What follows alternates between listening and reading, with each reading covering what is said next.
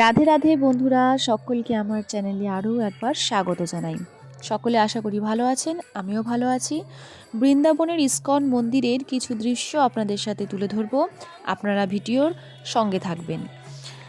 এই মন্দিরটি হচ্ছে বৃন্দাবনের ভীষণ বিখ্যাত একটি মন্দির, বৃন্দাবনের ইস্কন মন্দির। প্রত্যেক জায়গাতেই আপনারা ইস্কন মন্দির পান, এটি হচ্ছে বৃন্দাবনের ইস্কন মন্দির, যাকে শ্রী শ্রী কৃষ্ণ বলরাম মন্দিরও বলা হয়ে থাকে। এটি ভারতের উত্তরপ্রদেশ রাজ্যের মথুরা জেলার বৃন্দাবন শহরে অবস্থিত একটি গৌড়ীর বৈষ্ণব মন্দির।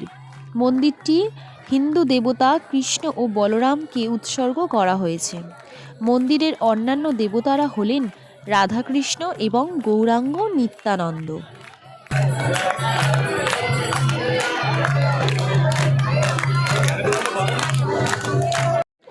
এই মন্দিরে কৃষ্ণের জন্মাষ্টমী, রাধা অষ্টমী, বলরাম পূর্ণিমা, গৌরী পূর্ণিমা, নিত্যানন্দ একাদশী, গোপাষ্টমী, হোলি এগুলো পূর্ণভাবে পালন করা হয়।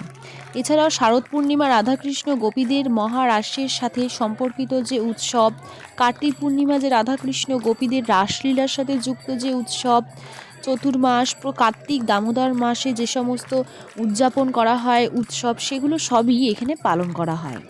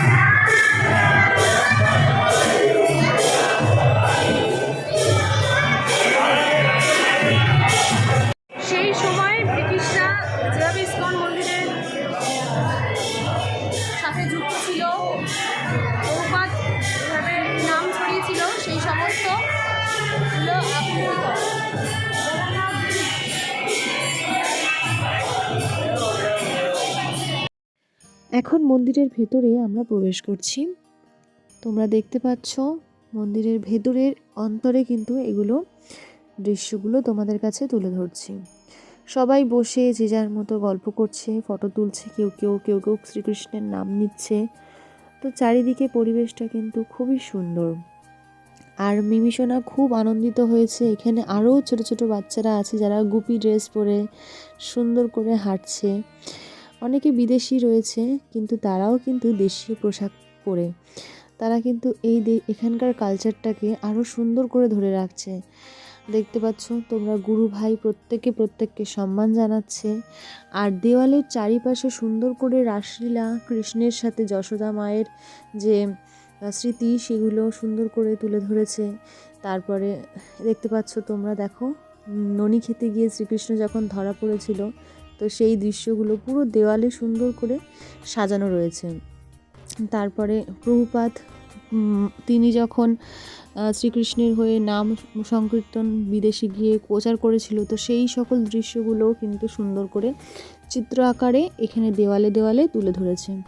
সবাই খুবই আনন্দিত এই জায়গাটায় এসে, আমারও খুব ভালো লেগেছে। বিশেষ করে এখানের পরিবেশ, এখানের কালচার, এখানের জায়গা, পরিষ্কার পরিচ্ছন্ন ব্যবহার খুবই সুইটেবল, খুবই ভালো লেগেছে আমার। সকলে বৃন্দাবনে আসলে অবশ্যই বৃন্দাবনের ইস্কন মন্দির দর্শন করবেন।